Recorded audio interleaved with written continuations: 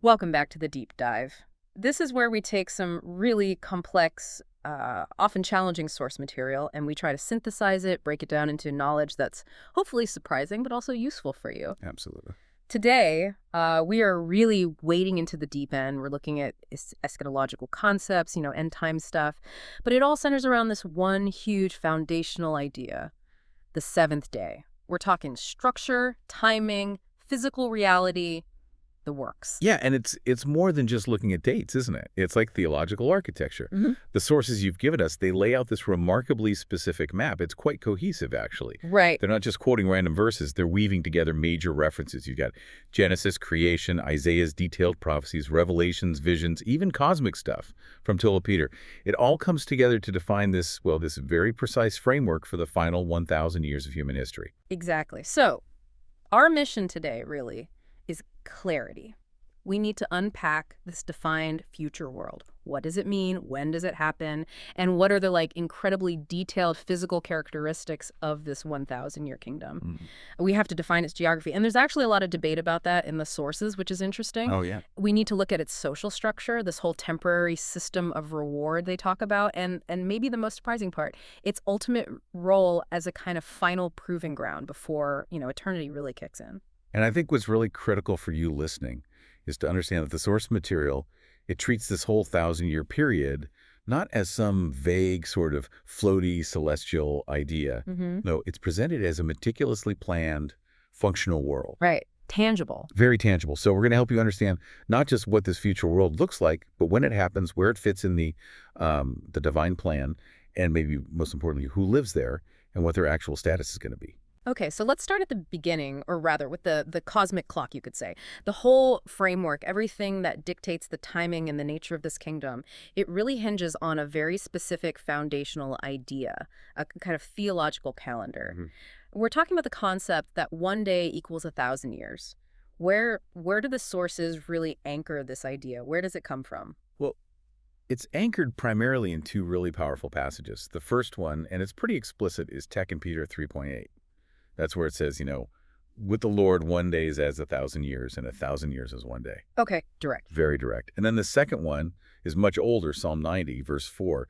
It reinforces that same eternal perspective, saying that 1,000 years in God's sight are like yesterday when it is past.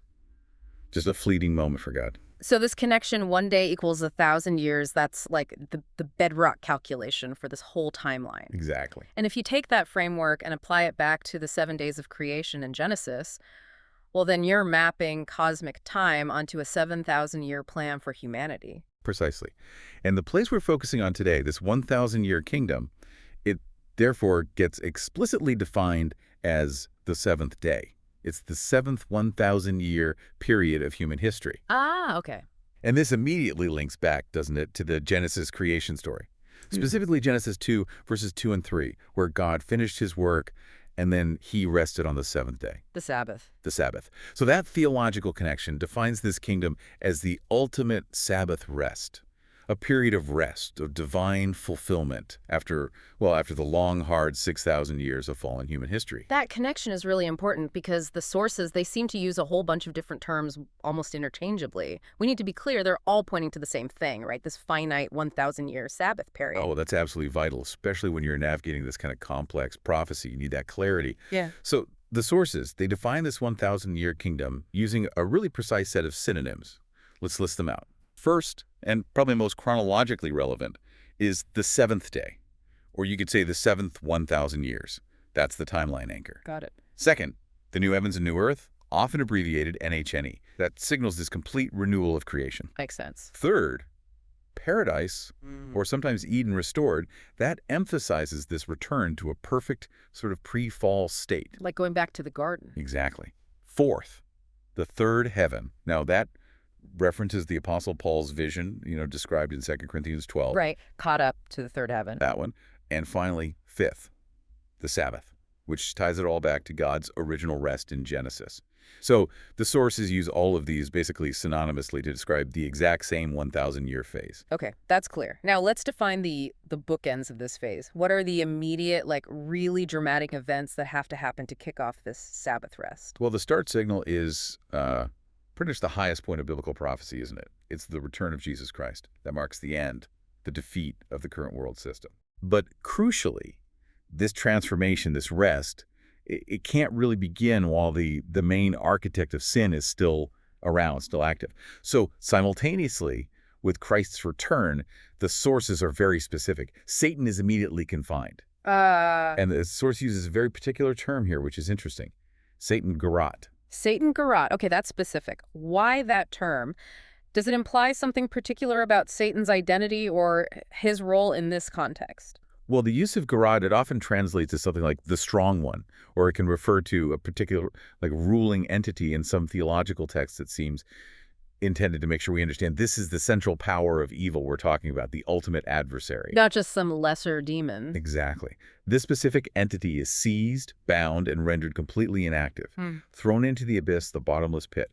And this definitive removal, this taking the primary source of deception and temptation off the board, that's the precondition for the New Earth transformation to really begin. Okay. Without that binding, you couldn't really have this full Sabbath rest realized on Earth, could you? Makes sense. So Satan's locked up at the start. What about the end? What marks the definitive endpoint, the hard limit of this 1,000-year period? We're at the other bookend. It's signaled by another major event, just before the ultimate final judgment. When the seventh day concludes, the place holding the unrighteous dead Hades, it's extinguished. It's gone. Gone. Yeah. And again, the source material uses a very specific translation, Bunjadana Hades. Okay, another specific term, Bunjadana Hades. What's the significance of that translation compared to just saying Hades? It seems the sources are trying to emphasize the nature of this holding place. Bunjadana can sometimes imply a state of being, like unprepared or without foundation. Or maybe it refers to an interim holding place based on some older source text they're drawing from. Interesting. So by specifying Bunjadana Hades, the source wants you, the listener, to understand this isn't hell proper, not the final lake of fire. It's the temporary realm of the unrighteous dead.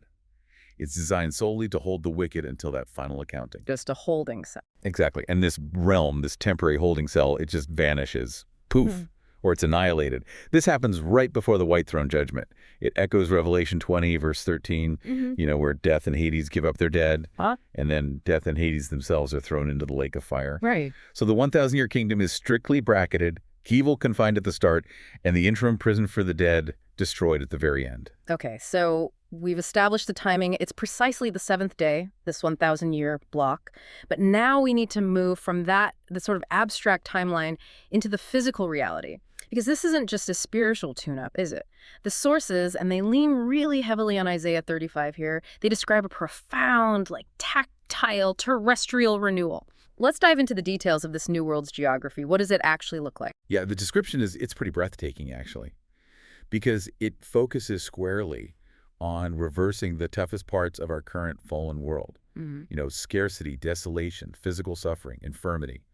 The main theme is that the most desolate, the harshest environments we know, they get utterly transformed, turned into places of just overwhelming vitality, joy, even luxury. Okay, so take that desert transformation, describe that for us. What's the imagery they use to show this, instant renewal? Well, the prophecies, they paint this picture where the wilderness and parched land rejoice. Imagine that. The desert itself is happy, and it blooms like a lily, or another translation is a crocus. Wow. This signifies an immediate total inversion of the environment. It's not gradual, and furthermore, the land receives the glory of Lebanon, Carmel, and Sharon. Now, you have to understand, in the ancient world, Lebanon, Carmel, Sharon, these were the A-list locations for fertility. Forests, lush pastures, beauty. It's best of the best. Exactly. So, by giving the desert their glory, the source isn't just saying the desert gets a few flowers pop up. No, it's saying it receives the ultimate expression of natural richness and beauty. It becomes like those prime regions. And this change, it's not just painting it green. It's structural, right? Hydrological even. Precisely. That's the core physical change. It's the reversal of the climate curse, basically. The source states it emphatically. The hot desert will become a pool, and the thirsty ground springs of water. That's the key. Permanent, life-sustaining water sources replacing total barrenness. Water is life. Absolutely. And where Jackal's the source uses the term tannin, which often refers to these solitary kind of mournful creatures of the deep waste places where they once lay. Suddenly there's lush, thriving vegetation, grass, reeds, rushes. It's literally a hydrological Eden rising right out of the sands of the current world. Okay, so the environment itself is being optimized for human flourishing. And this optimization, it extends directly to the human body too, doesn't it? Oh, absolutely. The sources list this comprehensive, almost clinical reversal of pretty much every major infirmity that's plagued us since the fall, we're told. The blind will see, the deaf will hear, the lame will leap like a deer, the mute will sing. Wow. And the sources are careful here. They connect these signs directly to messianic fulfillment. They specifically point out these are the exact signs Jesus performed during his earthly ministry, like recorded in Matthew 11. Right, when John the Baptist sent his disciples. Exactly. It reinforces that this 1,000-year kingdom is the ultimate arrival, the culmination of God's complete physical redemption plan. It proves that the power Jesus demonstrated temporarily during his life is now permanently institutionalized in the world itself. Okay, so beyond just physical health, the sources also talk about a kind of a profound restructuring of security and access. A world of peace means guaranteed safety, right? Both from outside threats and maybe even from internal mistakes. That's where this idea of the holy way or highway comes in. It's fascinating. This path is established, yeah, for travel, but it's also for, like, segregation in a way. Segregation. Well, the source makes it crystal clear. This road is exclusively for the redeemed. The unclean, it says, are prevented from passing over it. This signifies that the corruption, the spiritual filth of the old world, it's barred entry. It can't contaminate this space. Okay. And furthermore, the environment is so divinely managed, it seems, that even travelers who are foolish, Yeah. those prone to straying or making bad choices, they cannot wander from this path. Really? Like guardrails. Sort of like spiritual guardrails, yeah. It speaks to a perfectly contained and protected environment where spiritual error is, well, contained, if not totally eliminated, for those on the path. And this level of security, it must guarantee that original harmony, like in Eden, where humans weren't threatened by animals. Yeah, that detail about the animal kingdom is probably one of the most comforting aspects of the prophecy, isn't it? Security is paramount. It says there will be no lions or dangerous beasts found on this path. Oh. But it's not just a promise for travelers on that specific road. It seems to be a statement about the whole ecosystem's nature. And it's reinforced by that other prophecy cited from Isaiah 65.25, which promises the wolf and the lamb will feed together. Right, predator and prey side by side. Exactly. And the lion will eat straw or hay like an ox instead of meat. Violence is literally removed from the food chain itself. That signals the end of predatory behavior across all of creation. It's a fundamental reset. So the payoff for all this transformation, the grand result, it's not just survival or even comfort, it's comprehensive, permanent joy. Precisely. That's the destination. The redeemed of the Lord, they return to Zion singing, bearing everlasting joy upon their heads. The source really stresses that grief and sighing, the constant burdens of this first earth, they will just flee away, gone. And this is explicitly linked to Revelation 21.4, that famous promise. No more death, no more sorrow, no more crying, no more pain. The sources present this as a world utterly saturated, not just, occasionally touched by happiness. Yeah. It is the ultimate complete reversal of the curse of Adam. All right, now we get into the really deep theological challenges. Because this beautiful, peaceful, restored world, the new heavens and new earth, it's explicitly stated in these sources to be temporary. That's the kicker. And this temporary nature, it throws up some profound debates, especially about geography and timing. Where does this world exist and for how long? And what happens next? Yeah, this is a point where this particular source material really distinguishes itself. It starts with the end of our current reality. The fate of the first heavens and first earth, the world we live in right now, is that it will be melted or burned with fire. It cites 2 Peter 3.12 for that. Okay, fiery end. A fiery end. And this burning, the sources claim, leads directly to the establishment of the 1,000-year kingdom, the NHNE. And the constraint, the rule that defines everything that follows, is the lifespan of the NHNE itself. Correct. The sources are adamant. Mm. The NHNE is stated to only last for 1,000 years. It is a finite phase of history. Not eternal. Definitely not eternal in this framework. The sources are absolutely clear that this new earth will vanish. It will literally disappear at the moment of the white throne judgment, the WTJ. They reference Revelation 20, verse 11 for that. It serves its 1,000-year purpose, and then it's succeeded by the truly eternal state. Okay, but that temporary nature immediately sets up the first major theological headache, right? The conflict regarding chronology. the sea debate. If the NHNE is the 1,000-year kingdom, how do you deal with the sea being there and then not being there? Ah, yes, the sea debate. It's a classic prophetic puzzle, isn't it? You've got Revelation 21, verse 1, cited by the source, stating very clearly that in the NHNE, there is no sea. It says, and the sea was no more. Okay, no sea. But the white throne judgment, the WTJ, happens after the 1,000 years are finished. And Revelation 20, verses 11 to 13, clearly mentions the sea giving up its dead for that judgment. Right.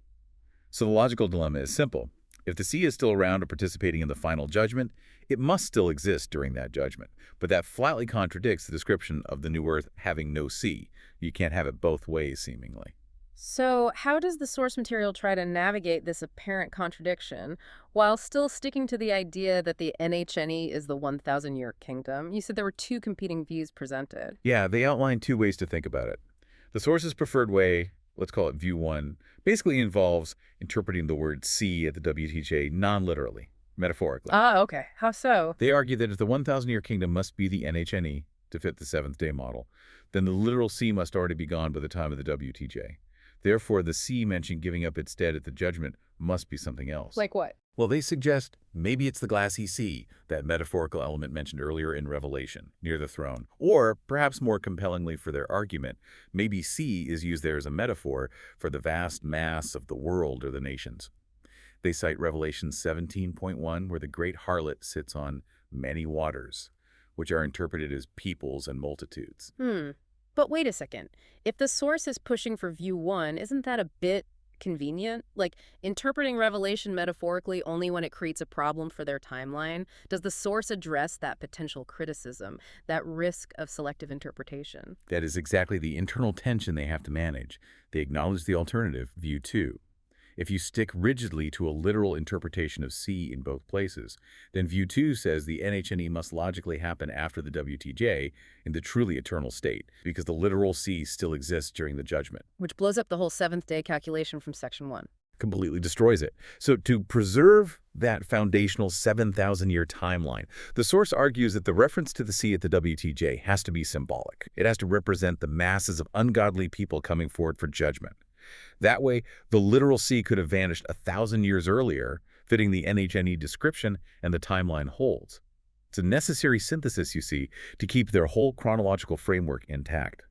Okay, I see the bind they're in. That sets us up for the second really complex geographical debate, the incineration debate.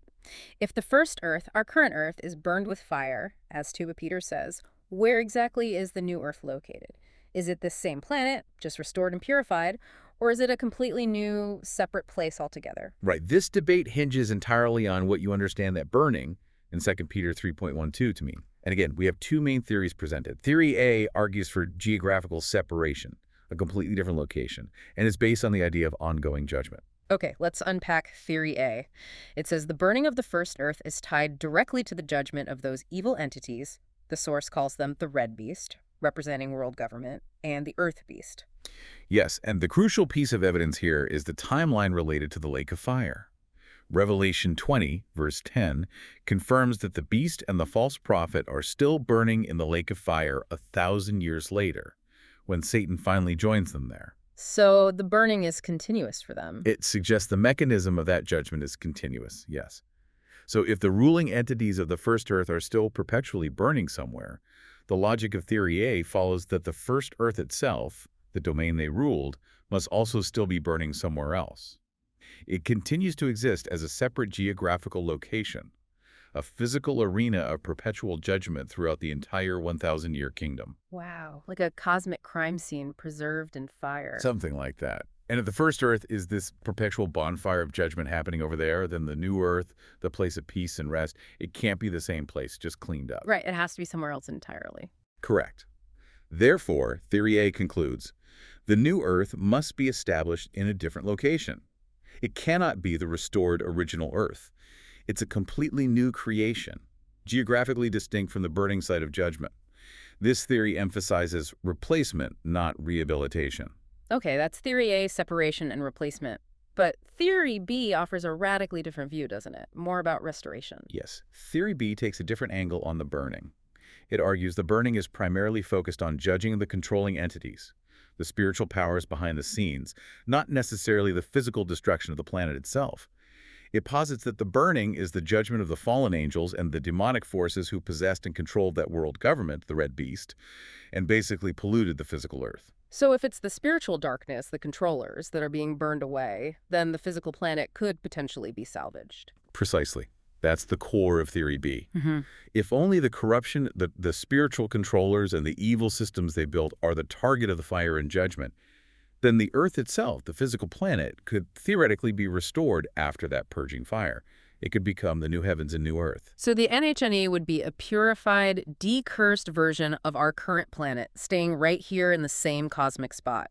That's the idea. Restoration in place. Okay, so we have these two dramatically different outcomes. Theory A, perpetual judgment in a separate location leading to a brand new Earth elsewhere. And Theory B, purification allowing for restoration of the original Earth. Given how different they are, what does the source material actually conclude? Which way do they lean? And what's the theological reasoning behind that preference? Well, despite Theory B being, arguably quite plausible, maybe even more intuitive if you like the idea of redemption and restoration, the source leans pretty heavily towards Theory A. Towards separation and replacement. Yes. They conclude the new Earth is likely established in a different location than the first Earth. And the reason seems to come down to the absolute language used elsewhere in Scripture, particularly that phrase in Revelation 21.1, which states that the first heaven and first earth passed away. Passed away. That sounds pretty final. It does sound very final, doesn't it? And that sheer finality seems to lend more weight, in the source's view, to the idea of complete separation and replacement, Theory A, rather than just a renovation or restoration, Theory B.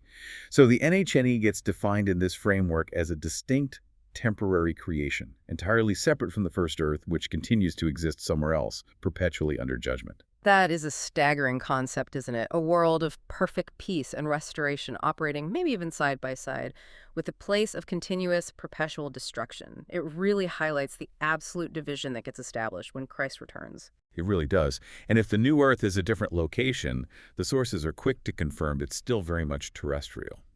Very functional. It's not some ethereal, cloudy concept. It's described as a world quite similar in structure to the original Earth, but fundamentally without all the inherent suffering caused by sin, the curse, and scarcity. Okay, so we're definitely not talking about like 1,000 years of floating on clouds and playing harps.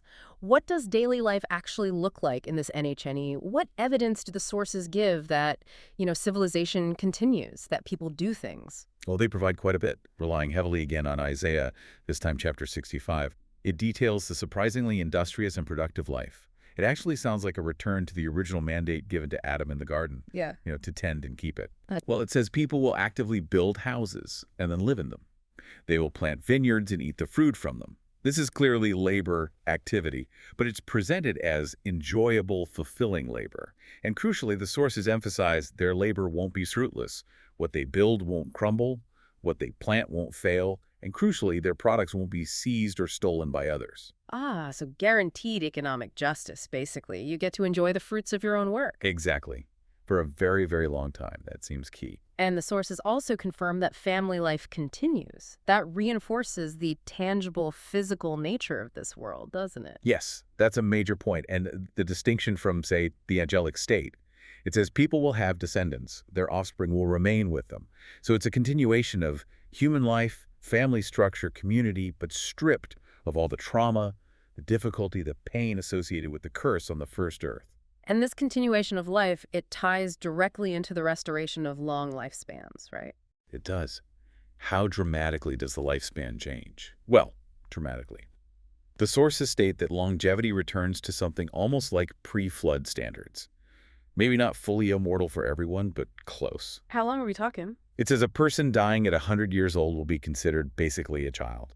Wow. And anyone who doesn't reach 100 will be deemed cursed. Now, this implies something important we have to circle back to later. Death is still possible for the general population in this kingdom. Right. If not reaching 100 is a curse, then death exists. Exactly. Yeah. But it suggests the average lifespan has increased by centuries, maybe many centuries, reflecting the removal of those environmental and spiritual curses that plague the first Earth. Okay, longevity is back. What about the centerpiece of the original paradise, the tree of life? Is that present in the NHNE? And is it even necessary in a world with restored health and long life? It's absolutely present, yes. That's one of the key things confirming the NHNE is paradise restored. The sources cite Revelation 2.7 and 22.2, and the description is fascinating. The tree of life provides 12 different kinds of fruit. 12 kinds. 12 kinds, and it yields fruit monthly, so continuous varied provision. And critically, its leaves are explicitly designated for the healing of the nations. Healing. But I thought everyone was healed. That's the interesting part. The need for healing implies perhaps a continuous need for nourishment, for renewal, maybe a periodic maintenance against some subtle, lingering effects of still being in a physical, albeit perfected body. It reinforces that this is a tangible physical place where life, even restored life, is sustained and enhanced by ongoing divine provision. It's not static.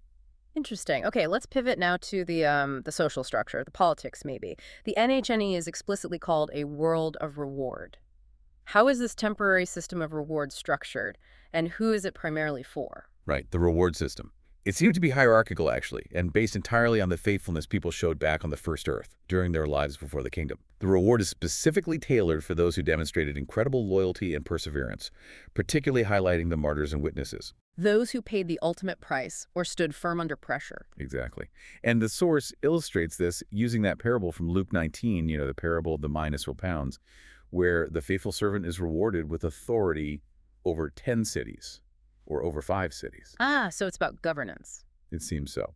This establishes that during the 1,000 years, there will be a divinely appointed system of administration, of governance, a temporary elevated status based directly on the loyalty shown during the hard testing of the first earth period. Okay, but if the ultimate goal, the eternal state, is one of equality among all the saints, why is this temporary hierarchy of reward necessary during the 1,000-year kingdom? What's the theological purpose it serves? It's a great question. It seems to serve the purpose of immediate, visible, tangible validation of faithfulness. The 1,000-year kingdom is the specific time for the saints, especially those martyrs, to receive their promised inheritance and to actively occupy their appointed positions in the governing body with Christ. So it's about fulfilling promises made. Exactly. It's a necessary intermediate step to fulfill God's promise of rewarding those who suffered and served him faithfully. It allows the righteous to actually experience authority, leadership, and the blessings of ruling in a perfected world before the final eternal state begins. But the sources are really insistent that this reward system, this hierarchy, it's temporary. What happens when the 1,000 years are up? Yeah, they stress that point. And this is a powerful statement about God's ultimate fairness and his eternal justice. When the 1,000 years end and the NHNE vanishes just before the white throne judgment, this entire system of temporary reward, the authority over 10 cities, the elevated status, all of it, it ceases. It's over. Everything resets to equal. The source states that emphatically. At the transition point into the true eternal state, all saints will become equal. And the source even includes this challenging rhetorical question. It basically has the logic of trying to get, say, 100 million years of reward for just 100 years of loyalty is flawed. The reward during the kingdom is a finite, magnificent honor granted in time, for service rendered in time. But it does not determine the believer's eternal status relative to other believers. Ultimate spiritual equality before God is the final eternal state. So it really redefines the purpose of the kingdom, doesn't it? It's a specific time for recognized service and ruling with Christ, not an eternal determination of your worth or rank compared to others. That's exactly right. And this temporary nature, the fact that this seemingly perfect world has an expiration date, well, that's the greatest paradox we've encountered in this deep dive, isn't it? And it leads us straight into the final section. Why? Why would a world of perfect peace need an expiration date? The answer, according to these sources, is because of a final, shocking test of human allegiance that happens right after the 1,000 years. Okay, let's talk about that critical moment. The 100,000-year timer runs out. What happens? The sources reveal that the countdown ends with a catastrophic event from a certain perspective. Satan is released from his prison in the abyss. Released. After 1,000 years. Released. And the text says he immediately goes out to deceive the nations. These nations are referred to as Gog and Magog, and they're described as being spread across the 4 corners of the earth. He gathers them together for one final battle against the camp of the saints and the beloved city. And their number is described as vast, like the sand of the seashore. Revelation 20, verse 7, covers this. Okay, hold on. This raises a massive issue, maybe even a contradiction, with what we established earlier. If the NHNE is supposed to be synonymous with paradise and even the third heaven, how can Satan be operating within it? How can he be deceiving people and gathering a massive army of nations inside paradise or the third heaven? That seems to fundamentally change what we think the third heaven is. It absolutely forces a revised definition, doesn't it? The theological implication the source draws is unavoidable. Since Satan can operate, and apparently quite successfully deceive a huge number of nations within the confines of the NHNE, then the third heaven, which is listed as one of its synonyms, cannot be the typical inviolable angel heaven. You know, the place where the faithful angels reside and where fallen entities like Satan are permanently banned. Right. If the new earth were truly that unreachable divine realm, Satan shouldn't be able to touch it, let alone run a recruitment drive there. Precisely. So we have to accept that the third heaven, at least in this specific context of being synonymous with the 1,000-year NHNE, is not the eternal ultimate celestial dwelling place of God. Yeah. Rather, it's a specific temporary location that is paradise restored, yes, but it's a paradise that remains vulnerable to a final test. The source even offers some speculative possibilities to kind of manage this paradox. They mention maybe the concept of the third heaven could have been like relocated, perhaps moved from the angel heaven to a position somehow adjacent to Hades. They cite the idea that a divine throne or presence can be mobile, referencing Ezekiel chapter 1. A mobile heaven. It's speculative, but the fundamental point remains. The third heaven, as the NHNE, must be an arena where evil, once it's released, can still challenge redeemed humanity. And that implies the inhabitants themselves must somehow be vulnerable. Which leads us straight to the critical question. Who are these people living on the new earth who are susceptible to Satan's final deception? Who exactly makes up the population of the NHNE, and why are some of them apparently vulnerable while others seem secure? Right, so the new earth is populated primarily by the redeemed. That includes the highly faithful martyr witnesses we talked about, but also everyone else who repented throughout history. Think of the criminal on the cross next to Jesus, promised paradise that very day, right? Luke 23:43. Okay, all the redeemed. All the redeemed inhabit this world. But the source draws a very strict, very essential distinction between two categories of resurrected individuals living there. This is key. Okay, two groups. Let's define group one first. These are the highly privileged, the secure ones. Yes. Group one are those deemed worthy of what Hebrews 11:35 calls the better resurrection. They are special. They receive spiritual bodies. Spiritual bodies, what does that mean? The sources, referencing Luke 20:35, state that these individuals with spiritual bodies cannot marry or die. They are immortal, like the angels. They are fundamentally secure against deception because their very nature, their resurrected state, transcends the capacity for sin in the way we understand it. They seem to be the governing class, ruling with Christ. Okay, so they're safe. Now, group two. These must be the individuals who make Satan's release possible and dangerous. Who are they? Group two consists of those who, according to the source, still require a final verification of faith. They absolutely enjoy the blessings and the environment of the new earth, but crucially, they do not resurrect with a spiritual body like group one. So what kind of body do they have? They are resurrected with what the source terms a soulful body, or perhaps just a highly perfected physical body, but one still distinct from the spiritual body. And because of this difference, these individuals still exist in a state that allows for temptation and testing. They become the target audience for Satan's lies, for Gog and Magog. But this is the core puzzle, isn't it? If they're resurrected, living in paradise, shouldn't their sinful nature have been dealt with, removed?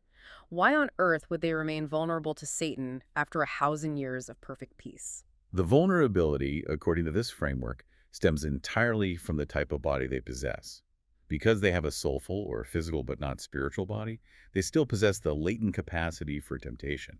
The source calls it the lusts of the flesh, or the inherent sinful nature. Still there. Still residually there, yes. The sources explicitly tie this back to Romans 7, verse 22. Paul talking about the law and his members waging war against the law of his mind.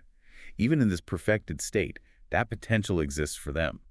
And it means they can still, theoretically, sin and die. This might be how that prophecy in Isaiah 65:20 gets fulfilled, the sinner dying at 100 being considered cursed, even in the kingdom.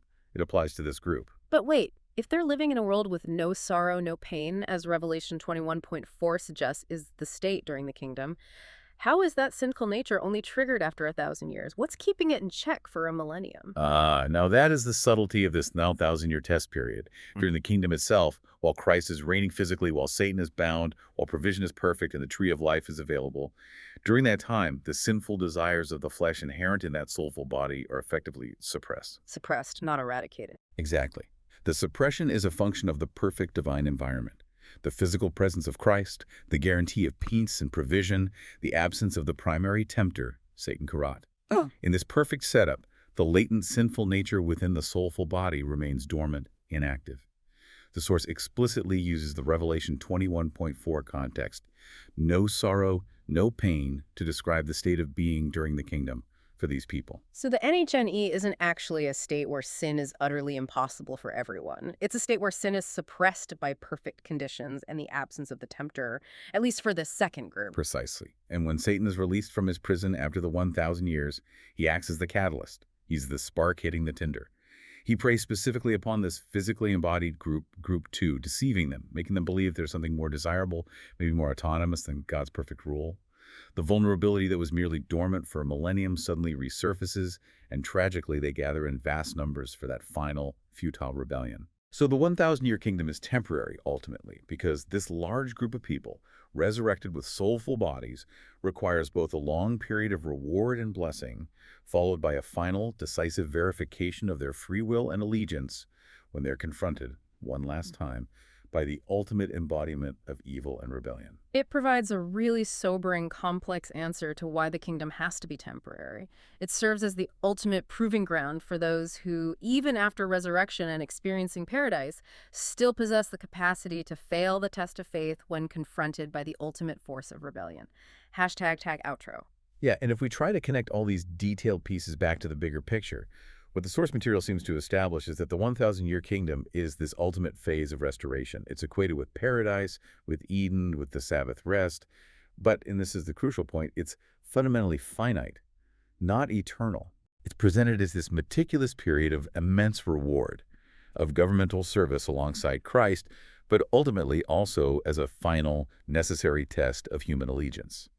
And all of that precedes the truly final state. Yeah. The universal equality established before God at the white throne judgment. We've definitely unpacked some profound and honestly pretty intricate mechanics today. That foundational calculation, 1 day equals 1,000 years, it really does dictate the entire timeline in this view. And the detailed picture from Isaiah 35, painting this glorious, thriving, terrestrial world where people actually build things, plant things, have families, that was fascinating. Yeah, very tangible. And then diving into those deep theological debates, the whole issue with the sea and the arguments about the precise location of the new earth, with the sources ultimately leaning towards a completely separate new location, running parallel to the ongoing judgment of the old earth.